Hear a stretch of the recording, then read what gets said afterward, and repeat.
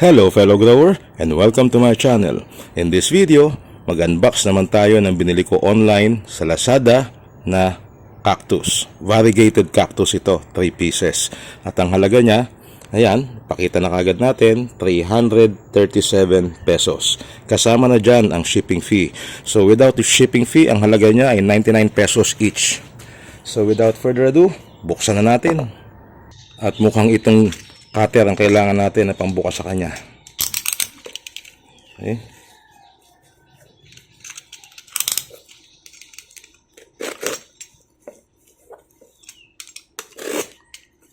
Sa pagkakaalam ko, uprooted itong cactus na ito.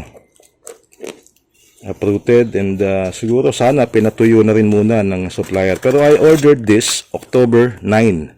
So ayan, nakalagay oh. October 9 na order ito and today is October 11. So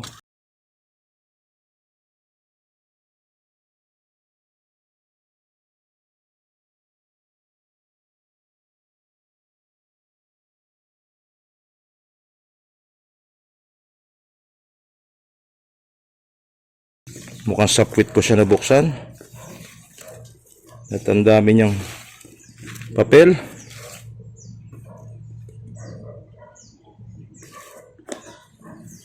Dalawa. Tatlo. Ayan. So, sin natin to. So, bawat isa binalot niya sa tissue. Tatlo yung order ko. At medyo maliliit. Mukhang token size yung laki nito ah. Tingnan natin. So, ito yung isa. Ayan. So, uprooted. Medyo tuyo na rin. Pero sariwa naman siya. Okay. That's one. And then this, medyo malaki-laki. Sa hipo, malaki-laki. Tingnan natin. Oh, malaki nga siya kumpara doon sa isa. Oh. So far, ito naman talaga yung in-order ko. Ayan.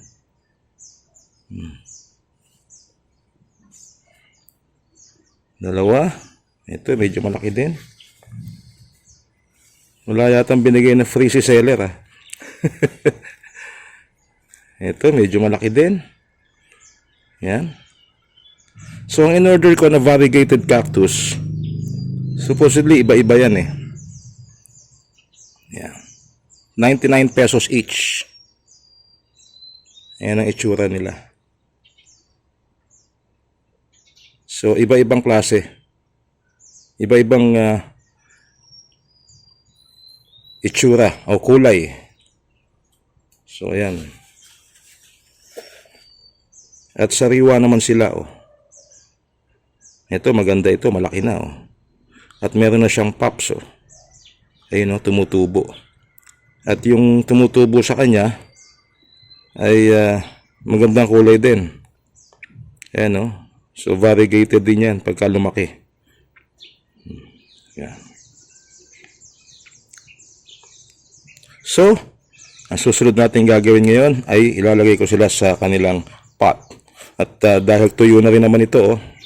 Dried na rin, pinatuyo na rin niya eh. So ito, ready na to para mailagay sa ating pot. Yan. At ang paglalagay ko sa kanila ay itong pot na ito. Yan. Nabibili ito sa mga garden centers din, plant nurseries. Yan, may butas siya sa ilalim mo. Ang kagandahan ng ganitong pot para sa cactus, mababaw lang siya. So, madaling ma-absorb ang tubig at the same time madaling matuyo. Hindi mabababad yung ating cactus sa tubig kasi hindi malalim yung ating paglalagyan na pot. Okay? So at the same time malapad siya, pwede mag-spread yung mga ugat. At ito naman yung aking potting mix na gagamitin. Ito ay may kahalong pumice. Yan, yung mga tinatawag na ang size ng pumice ay matanghito. Yan, so around 40 to 50%. Ihalo mo sa garden soil, okay na po yan, buwaghag na yan. At ang gagawin ko lang dito, medyo nagpo-post tayo ng video pagka may dumarating na tricycle, maingay yung ating background. So dito ipapatong ko lang sa dyan, may konting hukay na ganyan. Yan. Ito pa. May dumaan naman na motor. Ito naman isa pa.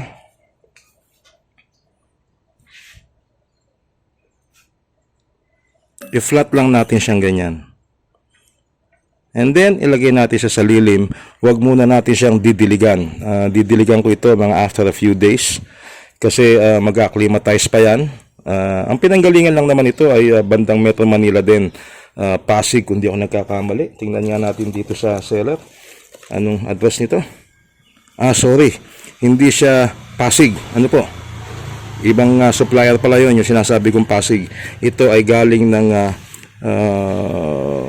Mabuhay City Subdivision, Mamatid, Laguna. Kabuyaw, Laguna, yung pinanggalingan ito. So ako ay nasa Muntinlupa area, so malapit lang sa akin, Kabuyaw. At dumating sa akin October 11, October 9, in just 2 days dumating. So pagdating sa cactus, ganun pa rin ang sinusunod ko. Dapat yung panggagalingan ay malapit lang. At nung pagbabasehan natin dyan, kung di natin alam ang address ng seller, ay yung halaga ng shipping fee. So ito sa 40 pesos lang yung shipping fee. So Kabuyaw, Laguna lang pala. At at the same time, credible itong seller na to. Unfortunately, ayun, nandito pala yung pangalan niya. Ayan, Demiels ang pangalan ng seller. Ayan, lapit natin. Demiels. Okay, Demiels, yung seller ng Demiels ng mga cactus. Maraming salamat dito sa dumating. Magaganda. Buhay na buhay. Sariwa. Ayan, dumating na naman. May dumaan na naman tricycle. Maghahanap nga lang tayo ng walang freebies. Walang binigay na freebies si Damiel. Pero okay na po yan. At least yung binigay niya sa ating mga variegated cactus ay sariwa. Ayan, so sa Laguna lang pala siya nanggaling. Ang gagawin ko ngayon na ilalagay muna siya sa lilim. After a few days, siguro mga 5 days, 7 days, at saka ako babasain ang lupa. Anyway, ito ng lupang gagamitin ko sa kanya or pinaglagyan ko sa kanya, hindi naman siya tuyong-tuyo. Kung makikita mo, hindi naman tuyong-tuyo talaga sobra. Pero lalong hindi rin basa. Yan. Medyo malamig lang siya. At importante yan, huwag nyo munang didiligan yung cactus pag bagong dating sa iyo. Siyempre, kailangan patutuyuin mo muna yan. The-dry na pareho ng ginawa niya. Yan, pinatuyo niya yan. Uprooted siya. In-air dry. Tsaka natin itatanim ngayon. At yung pagtataniman natin, huwag munang basa agad. Okay? So, yan po yung ating nabili online na variegated cactus. Baka maitanong mo rin, paano ba ako mag-fertilize ito? Well, ang ginagamit ko lang po dyan madalas ay Osmocote. Yan. Yan. Osmocote ang ginagamit ko lang madalas. So, once a month, maglagay ka lang ng ilang butil dyan. 4 hanggang 6 sa paligid. Yun ay pag na-establish na siya. So, kagandahan ng ganito, Osmocote, slow release fertilizer. Pag dinidiligan mo, doon lang siya lalabas ng nutrients na pwedeng kainin ng mga ugat ng ating cactus. Okay, so yan po ang ating video about this unboxing of variegated cactus from Lazada. At ang seller again is Damiel, Hindi po ito sponsored kasi baka may magtanong lang sa inyo. So ayan, yan ang seller niyan. Taga Laguna yan. So kung ikaw halimbawa taga Visayas, Mindanao ka na nanonood, syempre hindi ka pwedeng umorder sa kanya, sobrang layo. Baka mamaya pagdating sa inyo Lusaw na yung iyong cactus. Pero kung within Luzon area ka lang, pwede siguro. Okay, again, maraming salamat sa panonood. At magkita-kita po tayo sa iba pang mga videos ni Late Grower. Bye-bye!